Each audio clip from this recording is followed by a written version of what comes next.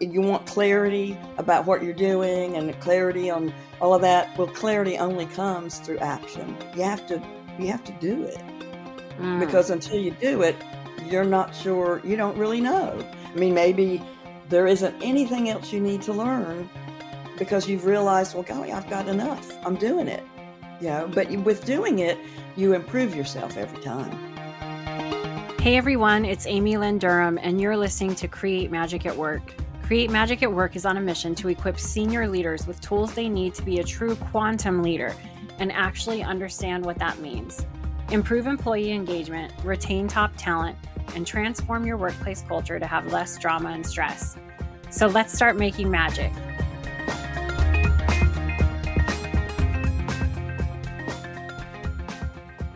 Hi everyone, welcome to a new episode of Create Magic at Work.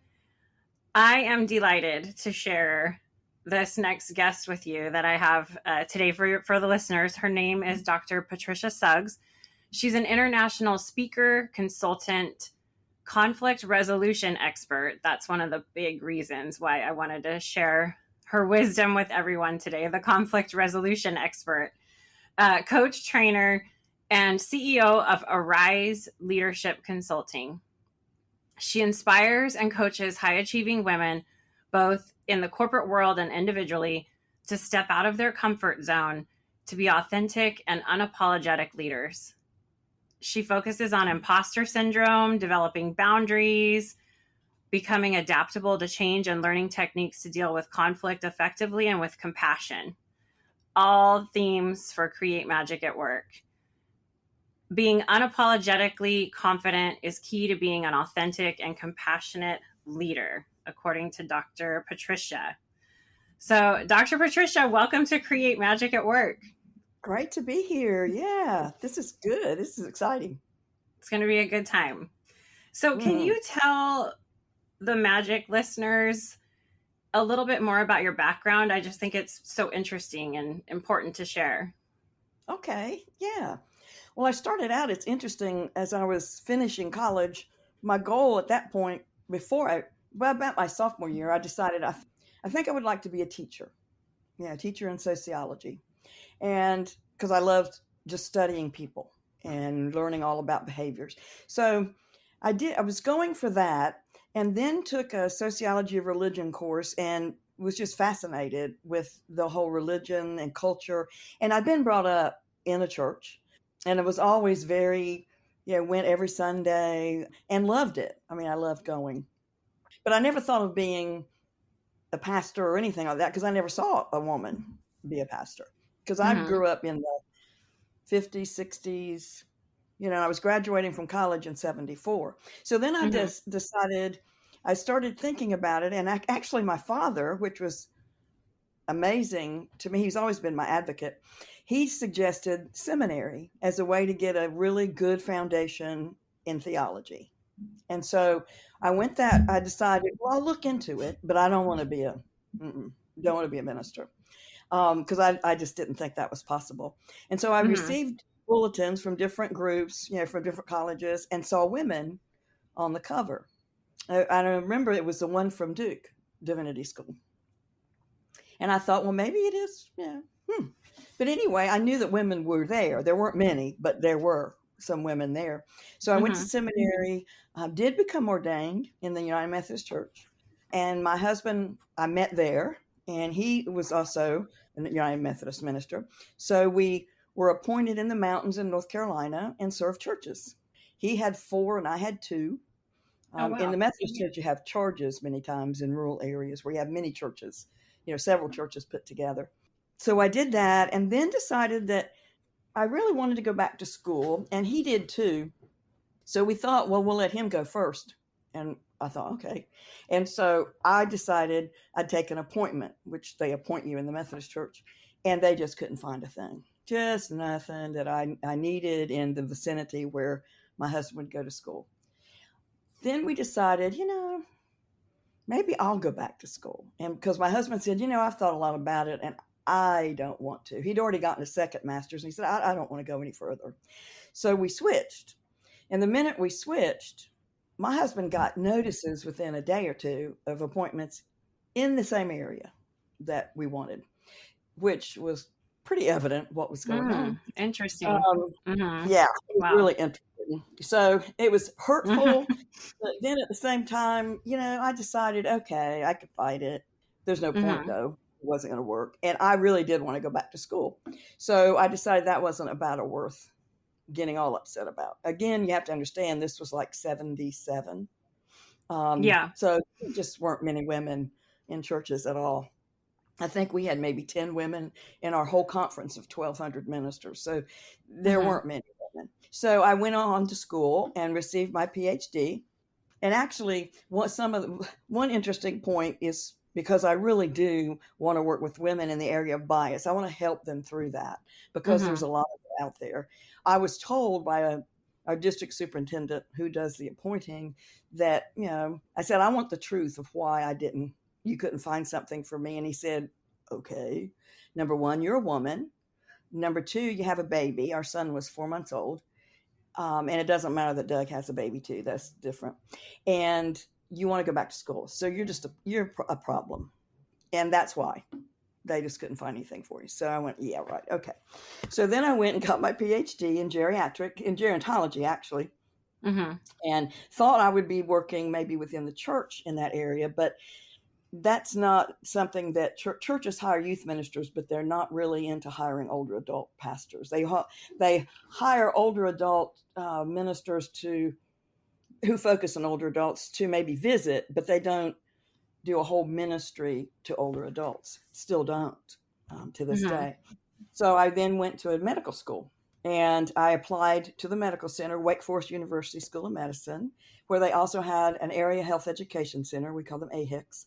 And I got hired there and went and loved it because I began working closely in gerontology. I had a mentor who that was her area, and I went ahead and got my second master's and also a PhD in gerontology. Then I worked within the medical center and worked up to associate professor. And I loved it. I did grants, wrote grants, developed lots of curriculum for areas relating to older adults. For example, I worked with health providers and would teach them how to deal with their aging patients. Back then, geriatrics was still relatively new, and there weren't that many geriatricians. And healthcare providers didn't have that in their schooling at all. And so I would help them understand and how to work with older adults. And that was fun and it was exciting. And I wrote grants, did all that kind of thing, worked with families of aging. And also, we had a geriatric assessment clinic, and I helped some in that arena as well. But after about 17 years, I realized I'm done. I've loved it. It was great, but I had an urge, a nudge, I called them. I really felt a calling to do more. Mm-hmm. And I really wanted to do work with women in some form. And so I went and got certification in coaching from the International Coaching Federation. I was also a spiritual director. And then I a little bit later, received certification in conflict resolution. And that's what really excited me because I was one that, like many women, and according to research, the majority of women really want to avoid it. It's not a fun Mm-hmm. thing to be a part of, because no one likes conflict, but we have it every day. And so I really wanted to take that training. And after I did, it made a huge difference in how I worked with people, how I worked in congregations, because I also, at the same time that I was doing coaching, trying to set up a business, I was also working with small churches who couldn't afford a pastor full time. And so I Mm. would do that part time. I realized about 3 years ago that I would retire from that and then start coaching full time. And so that's Well, what I've been doing. Yeah. yeah, thank you. I wanted you. I normally don't have someone share their story like in that way in the beginning of the episode, but I just think it's so important that everyone hears your journey and just some of the thoughts that I had when you were sharing it. The humans. I come from UC Berkeley, which is where my coaching certification is from, and they always say the human story is never boring.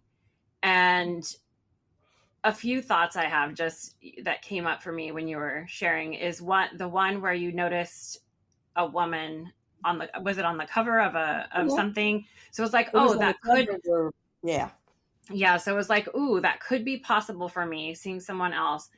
And then just the the sheer blatant honesty, I guess we'll call it, of why you weren't getting chosen for that. And then also I just want to highlight your perseverance through all of that and where you are today. And thank you for sharing Yeah. that story. Yeah. Okay, so I want to, you touched on conflict resolution. Hmm. Can we talk about that for a little bit? If someone's listening right now and they're like, oh, I'm one of those, I am kind of one of those people. I hate conflict. If there's a situation at work, I don't want to deal with it. What are some ways that you can help someone a little bit have conflict resolution in a positive way without avoidance? Right, right.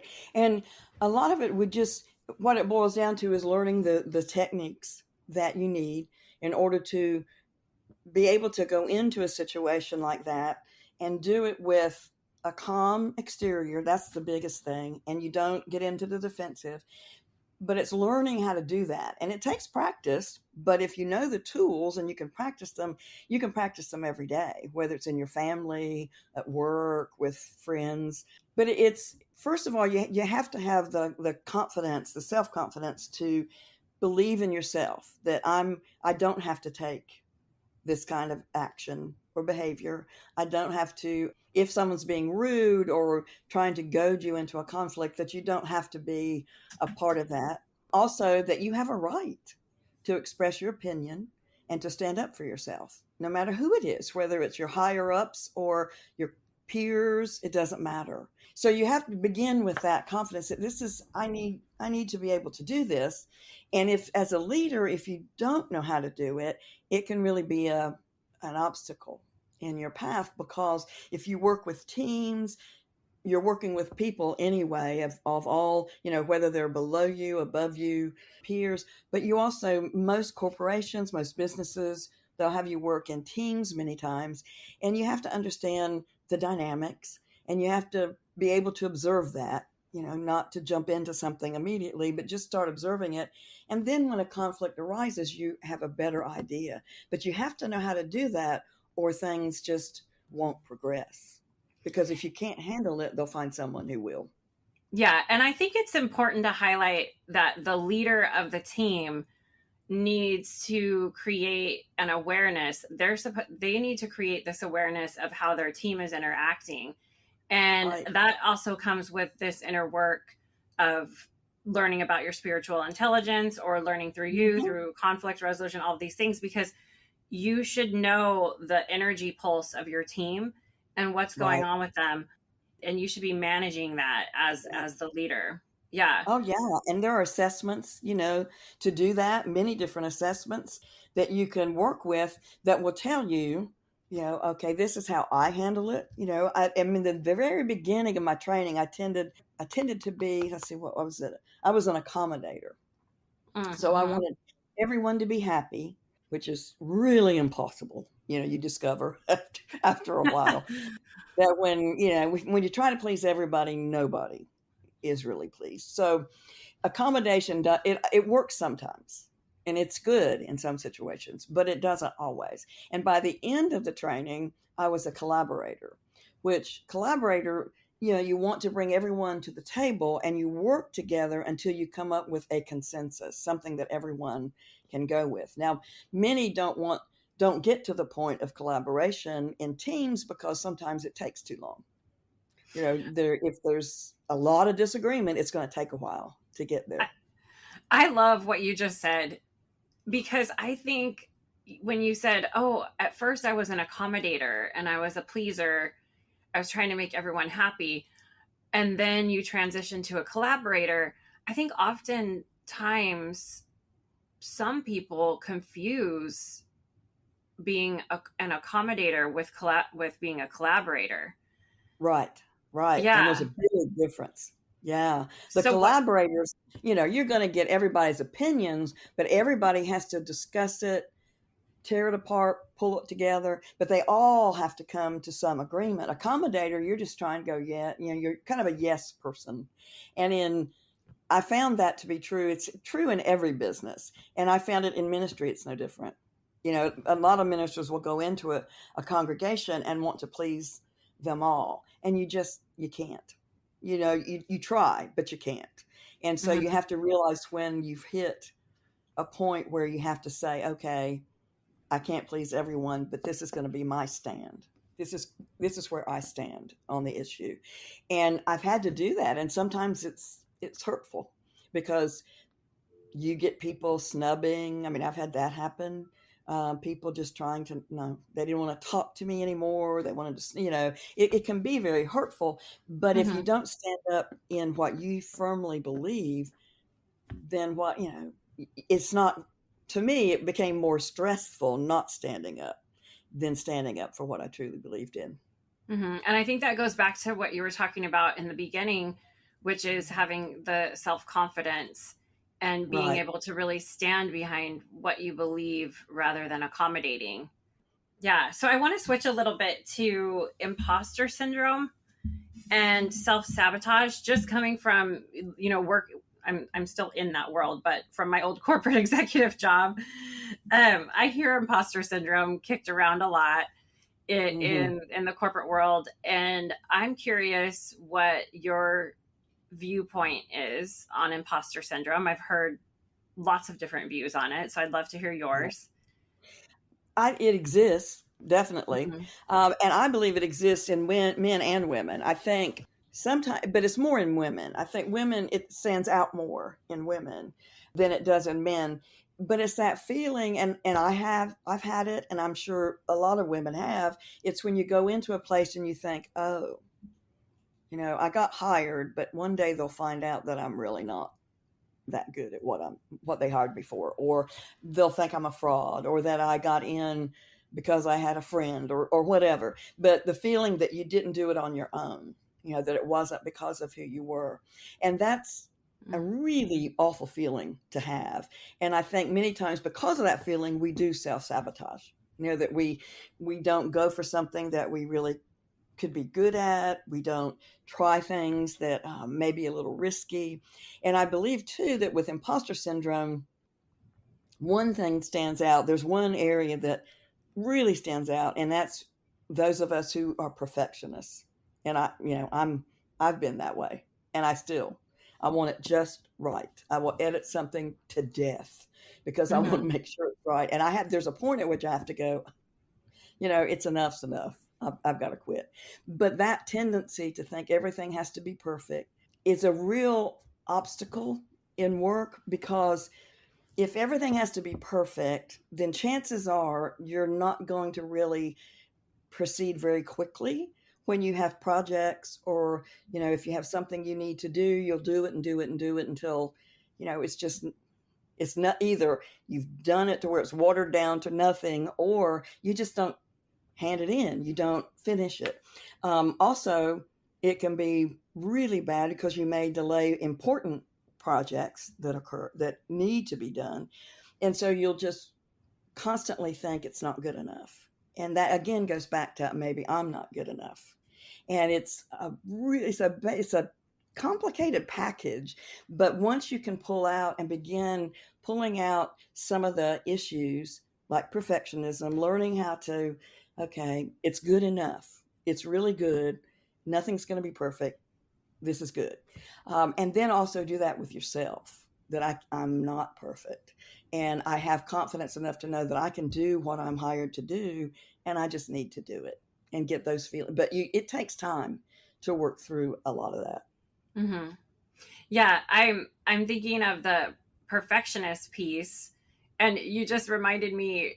There's an entrepreneur quote I saw, or a quote for entrepreneurs, and it said, I can't remember who said it, but I'll look it up and put it in the show notes. But anyways, he said, if you shipped your product perfect, you shipped it too late. Exactly. Yeah, Yeah. and I think where imposter syndrome might arise for me personally, and I've seen it, in others, is I don't know enough. yet. I need 500 certifications before I can Yeah. before Yeah. I can, That's coach someone. And then all of a sudden over here, someone over here just throws their title on as a coach, and I'm like, oh, maybe I do know enough if I with all my, you oh, know what I mean? I know exactly because I do the same thing. It's like, oh, I need to do a little more research, or I need to take Mm-hmm. this class. My husband can attest to that.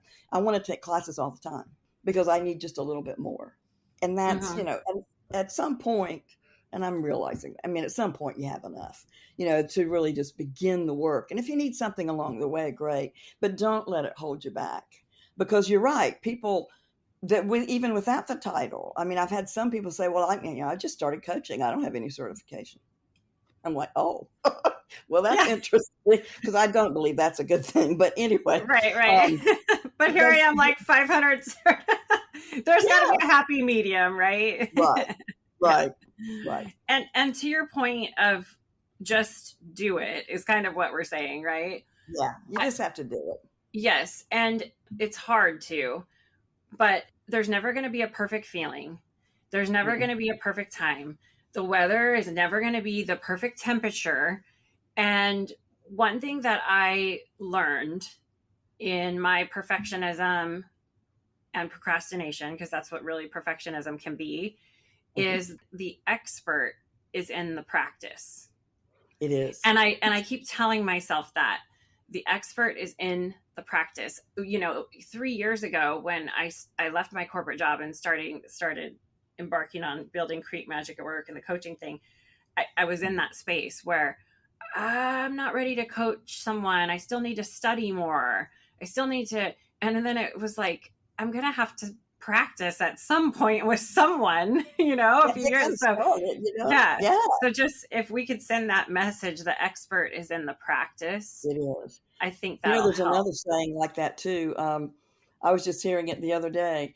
You want clarity about what you're doing and clarity on all of that. Well, clarity only comes through action. You have to do it Mm, because until you do it, you're not sure. You don't really know. I mean, maybe there isn't anything else you need to learn because you've realized, well, golly, I've got enough. I'm doing it. But with doing it, you improve yourself every time. hmm. Yeah. I love that. The clarity comes with the action. That's really good. Yeah. Can we touch on a couple of things before we kind of go towards the card pull at the end of the show? Can we touch on what are some things that you've seen that are considered self-sabotage with individuals that may be exhibiting imposter syndrome? One behavior, especially, is that you don't tend to go after things. You don't, for example, if there's a project or a Mm, position that you want that sounds interesting for women typically, and this they've shown this in so many articles of research that women want to have all of the qualifications before they go. mm-hmm. Whereas men, they may not even have 50%, but they figure they'll go for it because they know they can learn most of it on the job. But that's not the way we work. The way we work is we want to have all the qualifications and then we'll go for it. Well, then by then it's way too late. So you sabotage yourself that way. Also, just taking so long and taking things that you have to do so long, so far out that it's too late. That you've messed up a project, you've messed up whatever task you were assigned to do because you've taken it to the point of no return. I mean, you're too late with it. So they go on to someone else. So self sabotage is all of those little things like that. And they end up being big things because they really halt your career, whether you're in business for yourself or an employee or even a Mm, leader. It's just you mm-hmm. have to be able to do things and not, putting off is self sabotage. Letting things go to the last minute, that's not necessarily self sabotage because sometimes we work better under pressure. Sometimes I do. If I have a Mm-hmm. deadline, I'm really good Yeah. at those. But if you say, well, just get it in soon, Mm-hmm. I don't Yeah. know how fast you're going to see it. But self-sabotage is more than that. It's, Mm, it's not giving yourself credit so you don't go for things. It's not sending in that application or that whatever form you have to send in to try something different. It's not going for the projects. It's not, all of that sabotages your own career. hmm. And there are, I'm Yeah, and sure there are many other examples, but yeah. sure. And I would imagine in this example, I could see the narrative coming up, oh, I'm not going to go for that yet. Mhm. I still need XYZ. Or like you mentioned, I've seen that data and research also where the qualifications of a job will be, or a promotion or whatever it may be, project will be bulleted out. And if there's like one bullet point of the 30 that, you don't have, you won't apply. But then on the flip side, the data is showing that men will be like, oh, I got about 50% of this. I'm going to throw my hat in the ring, Oh yeah, that's right. Um, yeah, so it's just something to really think about. And I think it ties back to what we're talking about before, where the experts in the practice, the clarities in the action. I love those two. I think that really sums Mhm. up the conversation today very nicely. What do you consider a quantum leader, or what is quantum leadership to you? For me, it's they go beyond just the the set rules you might find to be a leader. You need to da da da da. It's a deeper. It's more. It's out there. It's kind of this experience that you have. For me, it's compassion and passion. For me, a good leader is someone who their intentions are good and their intentions have compassion included with them, even when there's difficult situations. So quantum to me goes way beyond this is how you do manage this, or this is how you lead this particular thing, or these are the characteristics that you have to have. It's deeper than that. It's being your authentic self and taking what you are and making that what you become as a leader. And that's taking your spiritual, all of the elements of yourself, because the spiritual part of yourself is key to how you live your life. That's where your values are. That's where, for me, that's true. My spiritual life is what gives me the foundation to then go even further. So it's more than just rules. It's a quantum leader to me goes way beyond those kinds of expectations. Yeah, really beautiful way that you shared that. And it is kind of where science meets spirituality for me in a Yeah, way. exactly. Yeah. Truly. Yeah. Okay, I'm going to do something fun here. I haven't played with these cards in a while, so it's going to be a good one. I'm going to pick a card for you. This is a message for you. Okay. Oh, And this that's is good. from I have a journal prompt card deck that I offered for career and workplace. And each card has an affirmation and some coaching questions on it. So you get a fun question on the fly. Oh, fun. So Okay. okay. Oh my gosh. After all this conversation, there's never, ever a mistake with pulling these cards. So after our whole conversation, we got productivity. Oh, wow.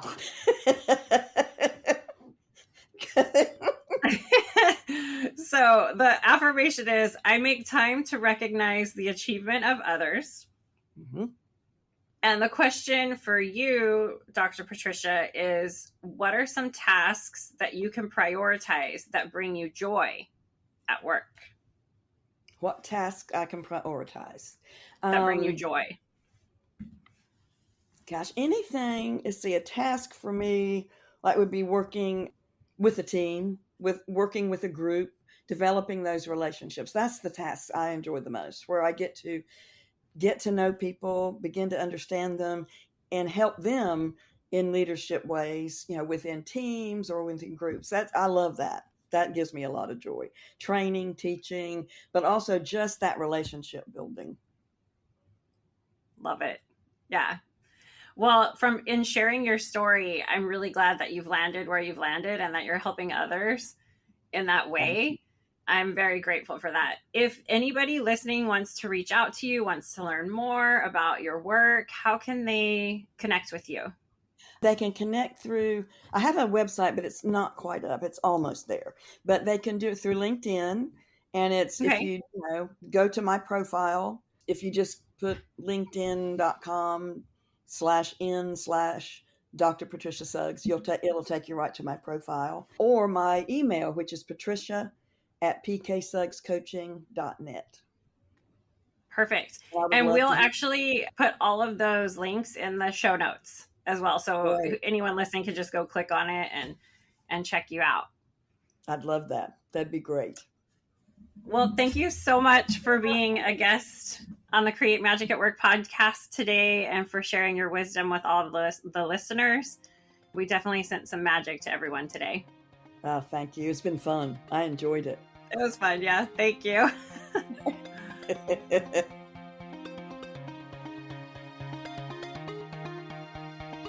Hi, everyone. Amy Lynn Durham here.